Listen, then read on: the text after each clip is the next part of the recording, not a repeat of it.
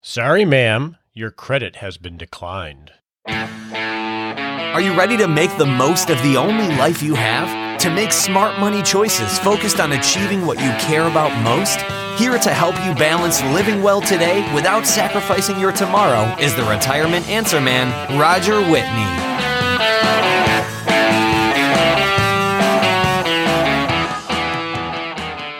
So, Nicole, have you ever had your identity stolen? Oh, Roger. Well, I have a couple of times. I've had it stolen when I was first graduating from college, trying to get my own apartment. The guy who I had sent my apartment paperwork to calls me and says, "You've got some collections on your credit report that don't seem to match everything else. Is this yours?" And I was like, "No." And of course, I'm 22. I don't know anything about that kind of stuff. And I go look into it, and it turns out that somebody had used my name and information to open utility bills in Houston and then never paid them. So how long did that take to clean up? That was a total headache. It's a total headache to try to prove that you're you and that you didn't live somewhere. And then last year, actually, I've had my debit card number stolen before, but that seems to be way easier to deal with. A year ago, I had a call from a collection agency telling me I'm defaulted on a personal loan for like $500. And the interesting thing was that they won't give you information.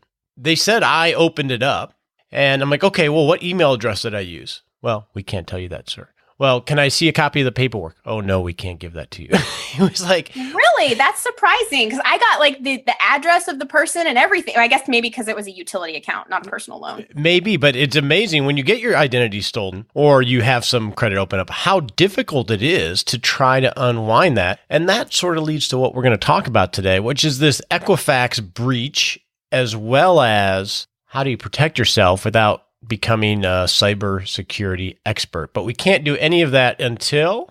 the all-important disclaimer.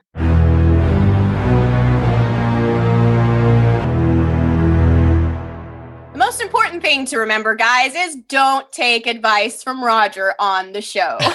That is correct, because I don't know anything about you. And so think of this as helpful hints and education. And before you make any decisions, talk to your legal advisor, your tax advisor, or your financial advisor, because that's just common sense. Now, we have a special announcement before we get to that hot topic.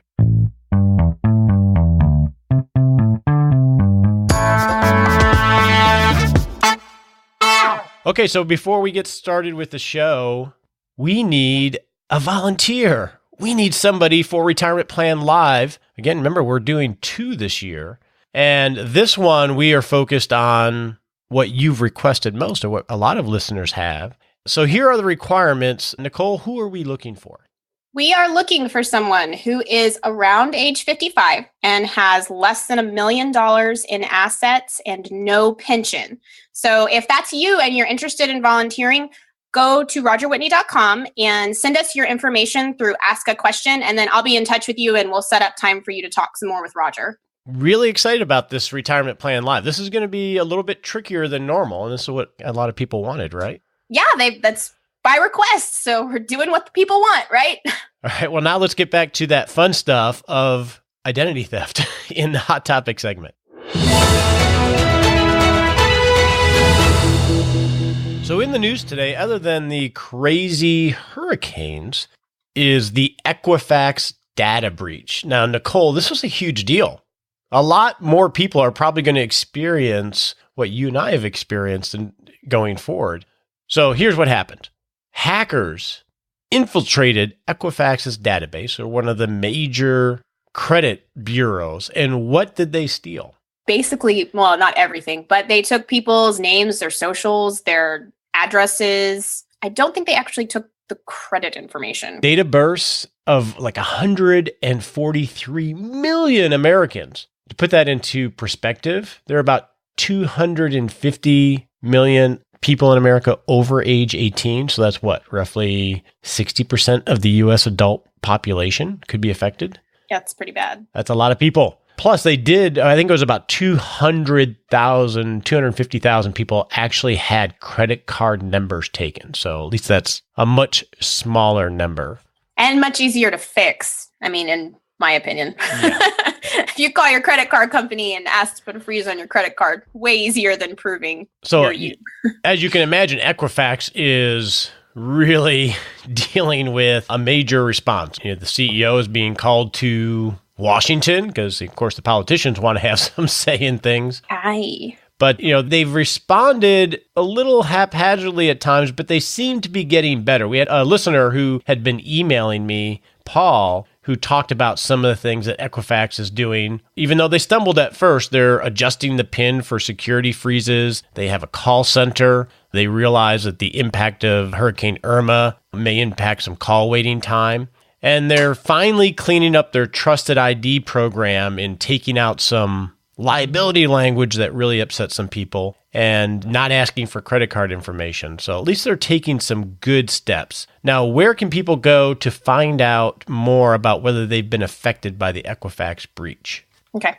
Go to equifaxsecurity2017.com. You will have to enter your information, but it will let you know if you are one of the people affected by the breach. So let's talk about what this means to you, the listener. So your identity may have been stolen, which means that you might experience something like Nicole and I have, where people are applying for credit without you even realizing it. It's happened to both of us, and it's also happened to a number of people. My partner had a huge identity theft issue. So this is a big mess to clean up. So that's what we're going to talk about in the practical planning segment. Now, here's an interesting thought.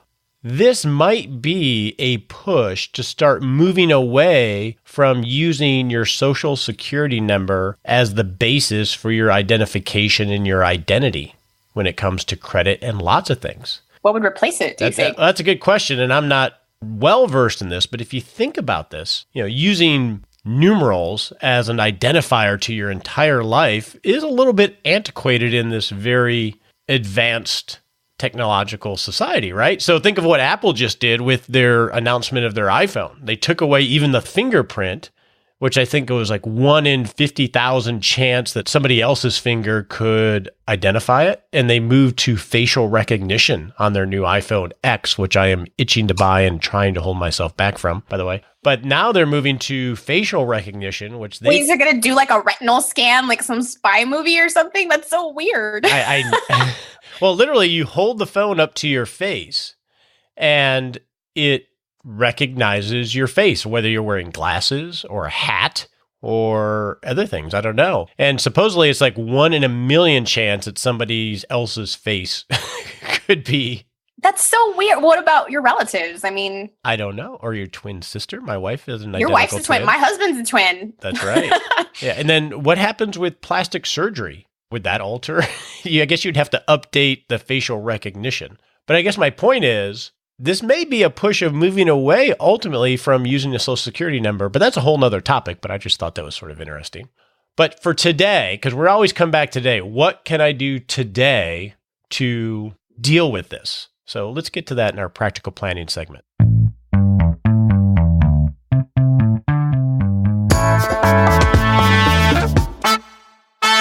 All right, in our practical planning segment, we are going to get real practical on what do we do to protect ourselves without having to become a cybersecurity expert, which I have no interest in becoming. So in 2016, we had an all-time high of data breaches, according to the Identity Theft Resource Center. And during the first half of just this year, 2017, I think the data breaches were up 29% over the same period last year. As of September 5th, 2 days before the Equifax divulged its breach, there were like 975 data breaches this year, exposing about 19.4 million records, according to the ITRC. So think about that. This is how big this Equifax thing was. Prior to the Equifax breach, this year there's about 19.4 million records exposed. And how many was it for Equifax by itself? 168 million, something like that. Holy cow. So we created a credit action plan, which you can find in the Learning Center at rogerwhitney.com. And we'll include it in next week's 6-Shot Saturday as well. We just updated it as, we've gotten more information. So I'd suggest you go get the updated one so you can act on a lot of the things that we're going to talk about today. So before we get into the action plan of really doing big things, let's just talk about some basics, Nicole. What are some basic things that people can do just to protect themselves?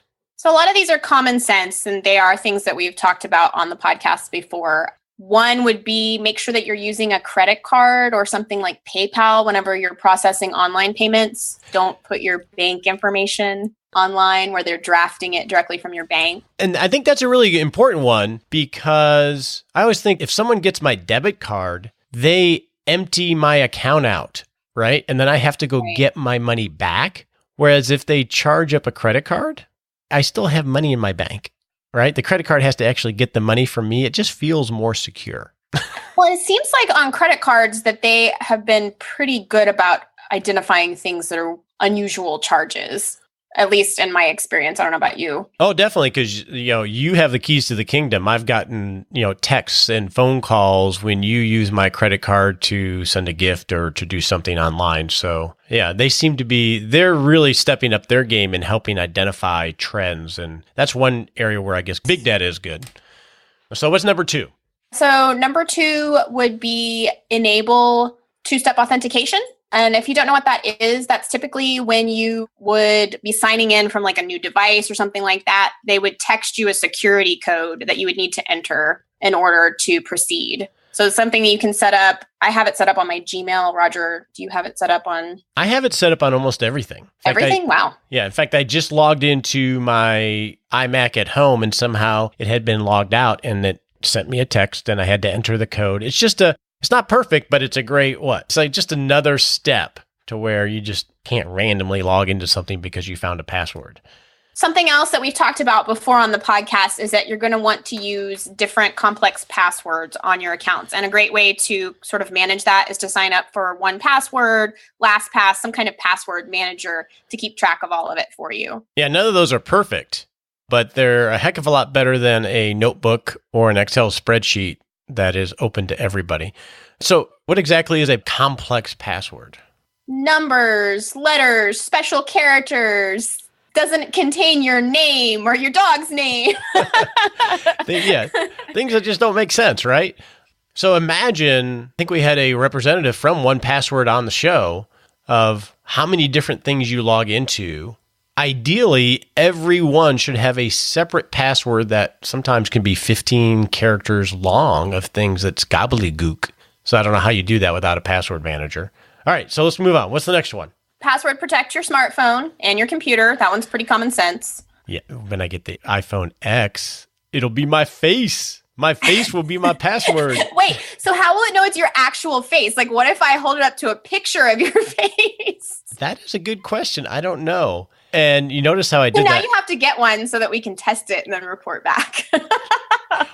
That I was just saying, I told myself I would not get it, but you know what? I will have to get one just for the audience to test That's it. right. You make the sacrifice, Roger. It's important. Okay. But you want to make sure you have passwords on your computers and your smartphone. So if someone grabs it, they don't know how to get into it. And then the last one actually is a really big one. So let's talk about that one. Be careful using public Wi-Fi, guys. And we've talked about this before too. Cloak, is that the one that you use? Yeah, I use Cloak, and there are a couple that create these virtual private networks that, they're not perfect again, but they shield you from someone seeing your computer. So what's the problem with a public Wi-Fi, like at the airport or Starbucks, your favorite place? What's the problem? It's pumpkin spice season. The problem is that thieves can intercept your information. You don't know who else is using the network and who might be able to access your computer when you're on it. Literally, I've sat in a Starbucks, and when I go to sign on to my Wi-Fi, I can see other people's computers in the same store. And if I was a hacker and had any skills, I could probably go look at their music and look at files if I knew what I was doing. So yeah, that's a real big danger. So you want to be careful there. So those are the basics. That's like locking your door at night and having lights outside, motion detector. Those are just the basics. Remembering to close the garage. Yeah, you didn't close the garage this week. I didn't this week. You guys, my husband was out of town. I messed up. Now you know. Yes. All right, so those are the basics. So let's get into some details of what we can do in response to this big data breach at Equifax. So, the step 2, which we use as part of our retirement standard of care with clients to make sure that this starts to happen, is what? You need to order a copy of your credit report annually. So you get a free one annually, and you'll need to order a copy from all 3 credit bureaus, Equifax, Experian, and TransUnion. And then we have phone numbers for all of those. And then there's also a website called annualcreditreport.com that is supported by all 3, where you can just do it all in one place. So that's going to be, after you do the basics, you want to at least review your credit report for potential threats once a year, because you get it annually. So step 2 is consider setting up a fraud alert. Now, generally, this is only done if you really feel you've been the victim of identity theft. Basically, what a fraud alert is going to do is it's going to require any company to verify your identity when opening up an account in your name. So it makes them do an extra step beyond just filling out an application or entering some information when they're at a Kohl's or some other retail store. Now, here's the problem, or the difficulty with this is you got to contact each credit bureau. So that can be a pain. You know, they have big bureaucracies and you're calling an 800 number, and then they only last 90 days. So every 90 days, you would have to renew a fraud alert. So that can be a little bit of a pain. So this may be a step that if you're really worried about it, you want to do, but it may not be an essential step to do. I could be remembering this wrong. Somehow when I had mine stolen, I put a fraud alert on mine that was 7 years long. And I don't know if that was because I actually had mine stolen that they were able to do that, or... I don't know. From the research I've done, it doesn't look like you can do it that long. So I don't know. I'll have to follow up on that one. Yeah, follow up on that one. Number 4 is probably the most effective from all the research that I've done, which is freezing your credit. So, I mean, this is like putting your credit reports on ice. So what exactly is freezing the credit, Nicole? So this would actually be, you have to call, and I think you have to pay, correct? You have to pay $5? I have no idea, but you call them and freeze I saw that in the comments from some listeners. But yes, so you'd have to call and you'd have to implement the credit freeze, and then it generates a PIN number that only you know, correct? And then if you applied for credit, you would have to provide the PIN number. Right. And it still allows current lenders to access your credit report and things that you have in place right now. But if you're going to apply for credit, maybe if you're applying for a new apartment, a lot of times they will check your credit. Mortgage. You're going to have to actively go, quote unquote, thaw your credit report to allow that vendor to access it for whatever purpose they need. So it can be a little bit of a pain if you are applying for credit, but it will definitely lock down your credit to where it's frozen until you decide to thaw it. And on the credit action plan, just so you know, we have links to the Federal Trade Commission that has the page that talks about a credit freeze, the page that talks about a fraud alert, and they have actually a really good website. You know, good job, government, on what they do and what they don't do and how to impact it. They have checklists available, which are available in the credit action plan in the Learning Center. And then step 5 is to consider a credit monitoring program. So what do they do? So credit monitoring programs actually alert you if there's unusual activity on your credit report. Yeah, and they do things like, you know, scan the world for the use of your Social Security number and just weird things. Like, you know, there are a bunch of them, and we have links to a bunch of different ones in the report, and they cost money, don't they? They do. They cost money, and I think there are ones that are offered by each credit bureau, and then there's some that are offered that kind of, with all 3, I guess, is kind of an independent service. Yeah, and we have a link to a lot of them in the action plan. Now, Trusted ID, which is Equifax's service, normally I think it's like $18, $19 a month. They are offering it for at least 1 year for free, and they're not asking for your credit card. So that might be the easy way. I know we feel bad about Equifax right now, but it could literally happen to anybody. So you can get it free for at least a year using the Equifax program, and you don't have to give your credit card number, which they just changed, so you don't have to worry about canceling it or getting charged. And then step 6 is we got to remain vigilant. So think about this. The information they use, Nicole, on those utility bills, that information is still out there, right? So this 100+ million people that have their date of birth, their Social Security number, their driver's license information, etc. That information doesn't just disappear. It is out there forever. That's a big deal.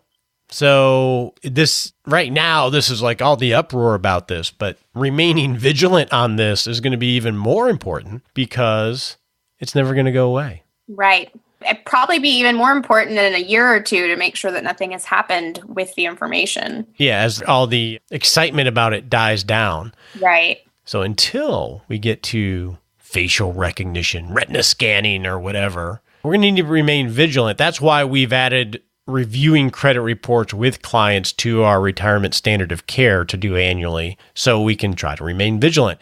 And the last one is one we don't think about, which just multiplies the problem. And which one is that? Repeat this process for your loved ones. And actually, I mean, it makes total sense because when I was 22 and this happened to me, I didn't know anything about pulling my credit report or what I needed to look for, any of that kind of stuff. So this would be a perfect time for you to teach your kids about pulling their credit report, Roger. Yeah, I'm thinking of my 20 and 21-year-old and saying, okay, Spencer, Emma, let's go through all these steps. Family bonding time. Yeah, so I have ×4 for me on some of these. So that's where these action steps. I'm not suggesting you take every one of these steps, but doing the basics and picking the one that makes the most sense for you, given your activity, given how vigilant you want to be. But I think if you just do the basics and then get your credit report once a year and pay attention to your accounts, that's probably going to get you, almost to the goal line of being cyber smart, I guess. So you can go to the Learning Center at rogerwhitney.com and get a copy of the Credit Breach Action Plan. And then we will have a link to it again in 6-Shot Saturday. So if you're signed up for that, we'll send you the latest version this coming Saturday. Now that we've dealt with that happy topic, let's get to a real happy topic in the Happy Lab.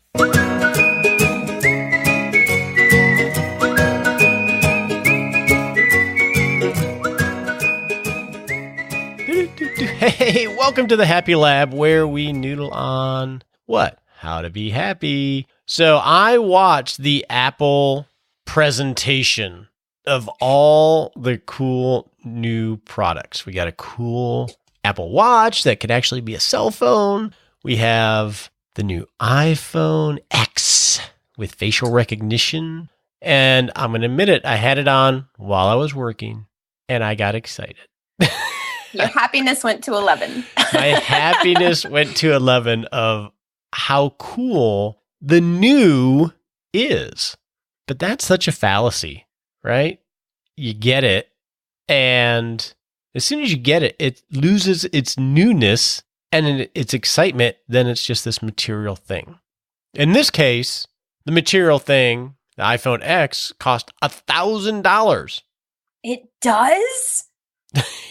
It does. And it's very easy to respond to it. When I was watching it, I'm like, oh, dude, I need that. That's what I was thinking in my head. And I was getting excited. And if we want to create a great life, it's important that we control those happiness urges that are related to things because they go away, right? I have much more fun spending zero money riding my mountain bike like I did yesterday. And I can do that for free once I buy my bike, right? It doesn't have to be a fancy bike. Right. And this is something we need to be constantly vigilant about because the world, and we've talked about this before, the world is designed to create these responses. They know what they're doing. So it's something that we have to constantly be vigilant about. I always say, I never want anything unless I'm in a store. There's nothing I really need unless I'm in a department store. And I'm like, oh, I need that. I need that. But if I'm not there, I don't need it. And I'm still happy. So I guess that's my Happy Lab message for today. That's a good one. On your marks, get set.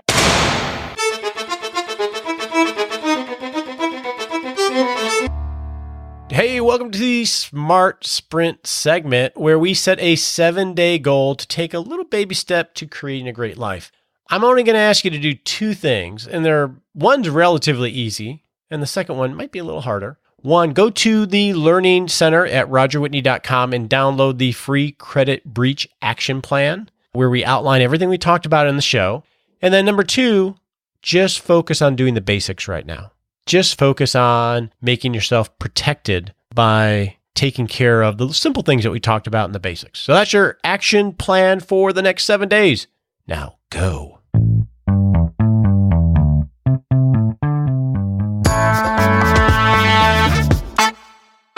I don't want to forget to thank some listeners, Deb, Paul, Dan, and Russell, who were very helpful in sending me some information and correcting some things on my part on dealing with this data breach. So it's a big benefit to have really cool listeners that are trying to be part of the solution and help other people. So that's really cool. Great job, guys. As a reminder, Roger is a fee-only advisor, and we do work with clients over the age of 50 to help them create awesome retirements. So if that sounds like something you'd be interested in, check out our website, rogerwhitney.com, click on Work With Us, and hopefully we'll talk to you soon. Until next week, this is Roger Whitney, the Retirement Answer Man, in my radio voice.